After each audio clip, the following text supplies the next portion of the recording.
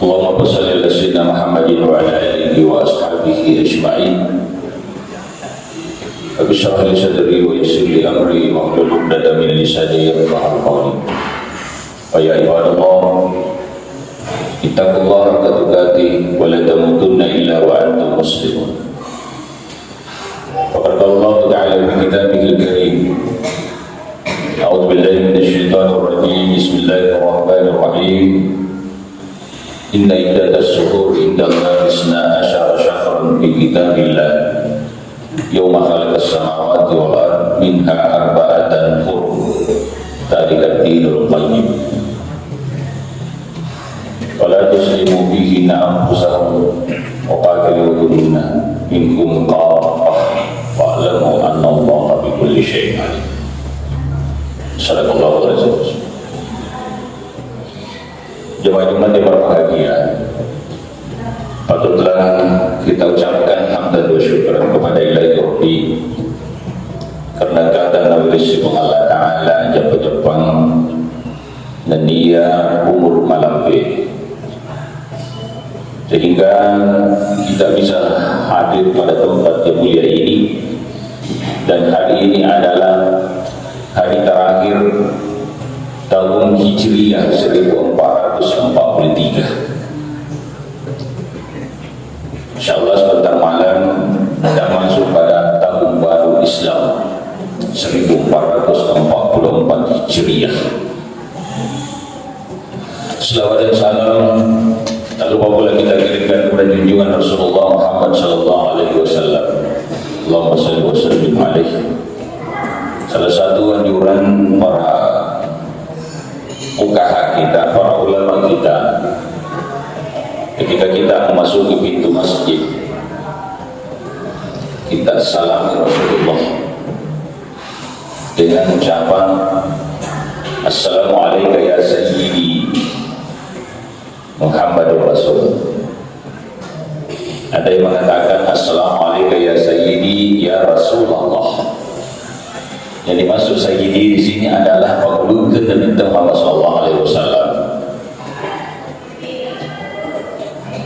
dan di mana hamba-hamba Allah yang senantiasa memberi salam kepada Nabi saat masuk masjid itu tidak mudah digoda oleh syaitan saat melakukan salat, dan akan menambah kekhusyukan dalam kita melakukan ibadah. Hadirin jemaah Jumat yang berbahagia, kembali kepada tahun baru Hijriah itu dihubungkan dengan peristiwa hijrahnya Nabi dari Mekah ke Madinah. Kenapa? Setelah umat Islam dan para sahabat Nabi musyawarah,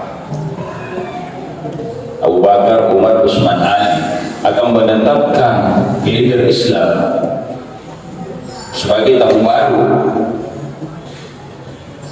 Maka ada beberapa usulan. Ada yang mengusulkan tahun baru Islam itu jatuh pada 17 Ramadan. Ada juga yang mengatakan turunnya Al-Quran Karim. Tapi pendapat yang paling disetujui dan yang paling disepakati adalah hijrahnya Nabi dari Mekah ke Madinah. Itulah yang menjadi tahun baru Islam. Untuk mengenang bagaimana perjuangan Nabi, bagaimana perjuangan sahabat, bagaimana perjuangan umat dalam menghidupkan Islam. Ya. Karena pada masa itu seolah-olah umat Islam yang ada di kota Mekah tidak ada lagi kehidupan, karena sudah diboikot, sudah sangat ditinggis, sudah sangat dibenci oleh Arab Quraisy. Bahkan sendiri Abu Lahab, paman Rasulullah, Abu Jahal, akhirnya melakukan musyawarah besar-besaran di rumah An-Nadwah. Ada istilahnya di rumah adat, tempat-tempat musyawarah, Darun Nadwah. Disitulah berkumpul para pembesar arah Quraisy di bawah pimpinan Abu Jahal.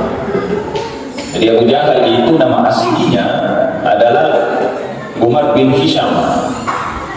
Apa angka kedua Yasin Umar. Ini itu Umar bin Hisham dan Umar bin Khattab. Nabi memang meminta dari dua orang ini ada yang satu masuk Islam, karena memang pengaruhnya besar dan memang orangnya adalah ditakuti dan didengar suaranya, yaitu Umar bin Khattab dan Umar bin Hisham. Ternyata Allah menghendaki yang masuk Islam adalah Umar bin Khattab, bukan Umar bin Hisham. Itulah yang disebut Abu Jahal. Abu Lahab, paman sendiri Rasulullah. Abu Hurairah sendiri Nabi kita Abu Lahab. Itu di dalam Al-Quran tampak tiada Abi Lahab. Watambah ma'akna malu wa magasa. Surah ini Rasul jarang diambil pengukuh. Waspada Nabi kita hampir tidak pernah dia baca surah ini. Kenapa? Karena dia mengingat pamannya Abu Lahab. Terasa Rasul tidak tega pamannya sudah dikunci menjadi penghuni neraka karena perbuatannya. Abu Lahab begitu bencinya kepada Nabi, akhirnya diproklamirkan dalam Al-Quran dengan surah Al-Lahab. Jamaah Jumat yang dimuliakan Allah Subhanahu wa taala, musyawarah besar-besar yang dipimpin oleh Umar bin Hisham alias Abu Jahal. Abu Jahal menawarkan di tengah-tengah musyawarah bagaimana cara kita membunuh Muhammad. Kalau itu bagaimana strategi kita untuk menghancurkan Muhammad bersama umatnya. Maka di dalam musyawarah ada yang mengangkat tangan dari kelompok-kelompok yang hadir. Saya usulkan kalau Muhammad itu ditangkap lalu kita buat di tempat yang jauh supaya tidak berpengaruh lagi di kota Mekah.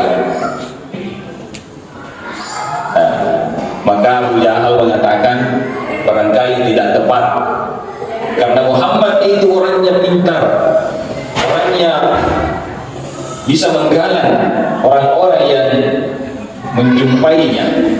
Bukan yang masih runtuh wadina magalaiha. Maka kalau kita buat jauh-jauh di satu tempat, dia bisa berpengaruh di sana, akan menusuk kekuatan, kemudian menyerang kita. Akhirnya usulan pertama ditolak. Abu Jahal kembali mengusulkan ada lagi usulan yang kedua. Maka berdirilah satu orang mengatakan Muhammad itu ditangkap lalu diikat di sekitar Baitullah, dibuatkan peti, tidak dikasih makan, tidak dikasih minum, akhirnya mati.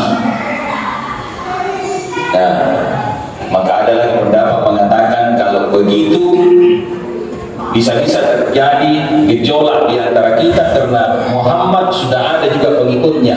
Tentu kalau melihat Muhammad diikat, dikurung di dekat Baitullah, pasti juga mereka membuat siasat akan membalas kita. Akhirnya ditolak lagi. Maka Abu Jahal sendiri mengajukan usulan supaya lebih cepat kita akan mengumpulkan al-gojo dari setiap suku. Ya oleh Thomas Genan yang dibekali dengan pedang dan secepatnya akan mengeburu Muhammad. Itu terjadi di malam Jumat. Dalam sejarah yang disepakati ulama itu terjadi malam Jumat. Setelah musyawarah sepakati bahwa Muhammad sebentar malam akan dikepung rumahnya oleh al-gojo dibekali dengan pedang. Maka rapat tertutup.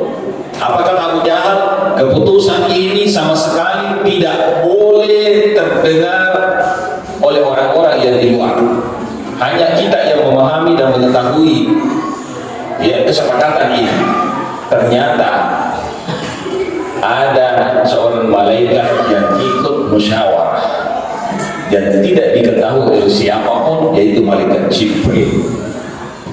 Setelah musyawarah selesai, maka Jibril mendatangi Muhammad "Hai Muhammad, sebentar malam kamu harus hijrah ke Madinah, karena sudah kesepakatan kan orang Quraisy akan mengepung rumahmu sebentar malam oleh Al-Gojo dari bekali dengan parang panjang akan membunuh kamu."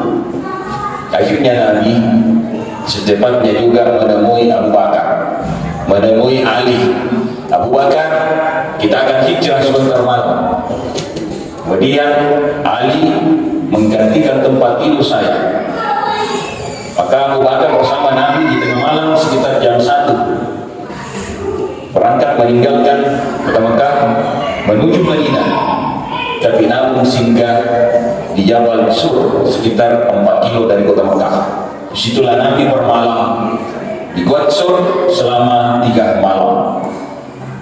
Sebelum masuk di Gua, belum tamai di Gua Sur, Nabi ditegur oleh Abu Bakar, "Ya Rasul, janganlah engkau lebih dahulu masuk. Karena ia yolo tama, jangan bagi engkau olok-olok masakan naukoki." Dan di sini bisa menjadi pelajaran buat kita. Abu Bakar As-Siddiq begitu cintanya kepada Nabi, tidak dibiarkan Nabi digigit oleh makhluk sekecil apapun. Jadi Abu Bakar yolo tama ila dawah taparis samana ini nasarini bersihkan. Begitu bersih, maka dia panggil Nabi untuk masuk. Akhirnya mereka tertidur di dalam gua. Nabi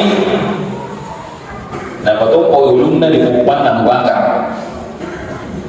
Begitu dekatnya dua orang ini antara Nabi dengan Abu Bakar, atau ulungna di kumpulan Abu Bakar, sehingga Abu Bakar berasa berat untuk goyang.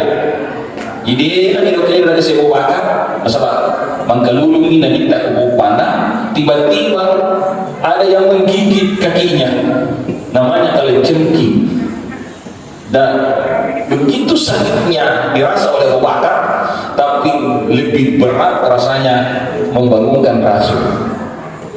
Dia nanti dokter kesini tahan natar padi, gangkan tak tindrit, makpatan natar padi. Cinti bahwa dia boleh tahan Abu Bakar, ia nanti itu tertikna wimatanna. Air mata tidak bisa dia tahan. Tetap ada wimatanna Abu Bakar, datang payung pada kita, Rasul langsung bangun. Bertanya, "Abu Bakar, air apa ini?" Kalau air hujan tidak mungkin, karena kita di dalam goa. "Air apa ini Abu Bakar?" Maka Abu Bakar mengatakan, "Ini air mata saya ya Rasul." Maka dia minta, "Betarino Abu Bakar musalih keluargamu, betarino musalih jabatanmu." Apa kata Abu Bakar? "Tidak ya Rasul, saya menangis karena saya digigit kalajengking. Saya berusaha untuk menahan, tapi air mata saya tidak bisa tahan." Maka dia minta, "Mulia-mulia Abu Bakar minta duka. Kenapa kau tidak bangunkan saya?" Maka Abu Bakar berat saya membangunkan kekasih Allah. Biar saya merasa sakit, yang penting Rasul tidak terganggu tidurnya. Hadirin jemaah Jumat yang dimuliakan Allah Subhanahu wa taala. Begitu Nabi bangun, langsung meniup dengan membaca surah Al-Fatihah. Dengan niat dia surah Al-Fatihah sering guruta 1001 macam manfaatnya. Begitu selesai dibacakan surah Al-Fatihah, langsung berhenti sakitnya. Siapa yang menggantikan tempat tidur Rasul adalah Ali karramallahu wajhahu. Ada nama Ali taruh di yasilnya onrul liburna Rasulullah. Apa ku iya mati, saya sendirilah yang meninggal. Ini ku minta mati, maka Islam akan mati. Siapa yang membawakan makanan Rasul di Rasul selama 3 malam 3 hari? Itu anaknya Abu Bakar bernama Asma. Perempuan memberanikan diri untuk mengantarkan makanan Rasulullah bersama ayahnya di dalam goa. Mereka berkorban, memberanikan diri seorang perempuan. Siapa yang menjadi wartawan, membawa berita dari Mekah ke Madinah, dari Gua Sur ke Mekah adalah Abdullah bin Abu Bakar. Dia menjadi sebagai wartawan. Kemudian ada juga yang berpura-pura mengembala kambing. Dia mengetahui kalau ada orang Quraisy akan mencari Rasul. Ini adalah begitu perhatiannya umat kepada Nabi atas keselamatannya Nabi, sehingga malam Senin akan meninggalkan Qudsur menuju Mekah, menuju Madinah. Dan orang-orang Quraisy telah dipancing emosinya oleh Abu Jahal. Apa kata Abu Jahal? Hai Al-Gojo, Al-Gojo, siapa yang menangkap Muhammad dalam keadaan hidup atau mati dan membawa kepalanya kepada saya, maka akan diberikan hadiah 100 onta. Kira-kira siapa yang tidak tergila-gila dengan 100 onta? Kalau harganya onta 50 juta, berarti 5 miliar. Pasti Al-Gojo itu berebutan untuk mencari Muhammad, baik dalam keadaan hidup atau mati. Akan diberikan hadiah oleh Abu Jahal bersama dengan tokoh-tokoh Quraisy. Akhirnya ada seorang laki-laki yang memburu Nabi dari belakang. Ya. Laki-laki ini memburu terus Nabi. Begitu dekat dengan Nabi, maka dia hulus padanya. Tiba-tiba kaki depan kudanya terperosok, terlembut, akhirnya berguling-guling di depan Rasulullah. Akhirnya kita, kalau naik kuda pelan-pelan, ini mak dendek no, bantu no. Karena ditahu itu diinformasikan oleh Jibril, angker oleh kalau lalu ku boleh mundur di pandang, karena dia dijanjikan 100 onta. Akhirnya Nabi lanjutkan perjalanan. Nabi lantas lalu. Begitu dekat dengan Nabi, narasi perdana ingin menghabiskan Rasul. Talam masih aji waro dan udara terguling-guling lagi di depan Rasulullah. Ada nak minta embo umben nyarah kok hati-hatilah. Ada nak makada Muhammad. Saya selama ini saya juaranya bersama kuda. Saya tidak pernah jatuh menaiki kuda. Kok selama barusan saat ini saya bisa jatuh di depan. Saya tahu kalau engkau Muhammad bukan manusia biasa. Maka wahai Muhammad, ajarilah saya bagaimana caranya masuk Islam. Tamai sallallahu. Tadinya dia memburu 100 unta, tapi ternyata dia bawa pulang al-iman. Ini bisa kita jadikan pelajaran di tengah-tengah kehidupan kita. Mungkin kita meninggalkan rumah dalam keadaan beriman, tapi sampai di lokasi, ternyata kita dipengaruhi oleh nafsu, kita dipengaruhi oleh syaitan laknatullah. Akhirnya kita pula membawa dosa. Tapi laki-laki ini keluar dari rumah ingin mengambil kepalanya lagi, tapi ternyata apa yang dia bawa pulang itu iman, bukan kepala Nabi. Akhirnya Rasulullah selamatlah sampai kepada Madinah, langsung mendirikan masjid disebut Masjid Al-Jum'ah. Karena itulah Nabi juga membangun masjid. Masjid Kubah dia juga bangun ketika ia istirahat di daerah Kubah. Hadir jamaah Jumat yang berbahagia, apa yang kita bisa ambil dalam kisah yang singkat ini, bahwa sahabat-sahabat Nabi begitu cintanya kepada Nabi, segalanya dia korbankan. Abu Bakar sebagai donatur besar saat hijrah Nabi dari Mekah ke Madinah, dia ambil semua emasnya dan hampir ratusan kilo emas dia bawa hijrah ke Madinah. Begitu sampai di Madinah dan ikut beberapa sahabat ke Madinah, maka Abu Bakar membagi-bagikan, menjual emasnya itu, lalu dia bagi-bagikan kepada sahabat-sahabat yang hijrah ke Madinah.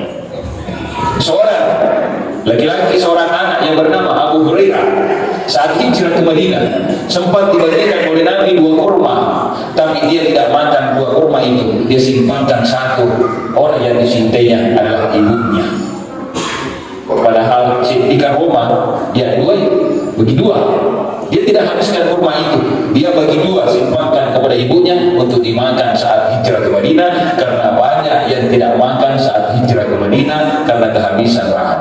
Tapi seorang anak bernama Abu Hurairah begitu cintanya juga kepada orang tuanya, dia dimana kasih korban atau yang dona. Setelah itu minum air, maka dia merasakan kenyang karena berkah doa Rasulullah SAW. Jemaah Jumat yang berbahagia, kita ini kembali akan meninggalkan tahun baru Hijriah 1443, akan memasuki sebentar malam 1444 Hijriah. Angka sunnah negara kita adalah puasa awal tahun. Sebenarnya ada juga puasa akhir tahun. Mungkin ada yang puasa hari ini adalah akhir tahun, disunahkan puasa capai Rasul Haji bulan Muharram. Apa jadi Rasul? Siapa yang berpuasa 2 hari itu akhir bulan Rasul Haji dan awal bulan Muharram, maka 50 tahun dosa diampuni oleh Allah Subhanahu wa taala. Kalau toh kelewatan hari ini kita tidak puasa, bagaimana dibayangkan besok kita puasa, memasuki tahun baru dengan puasa. Artinya memasuki tahun baru dengan kebaikan. Jemaah Jumat yang berbahagia, mungkin seperti inilah yang sempat saya sampaikan. Kita dibatasi oleh waktu, mudah-mudahan ada manfaatnya kepada kita sekalian dan lebih-lebih kepada saya pribadi, sehingga kita bisa mendapatkan rahmat dan hidayah dari Allah Subhanahu wa taala. Barakallahu li wa lakum fil Qur'anil azim. Wa nafa'ana wa iyyakum bihi min al-ayati wa dzikril hakim.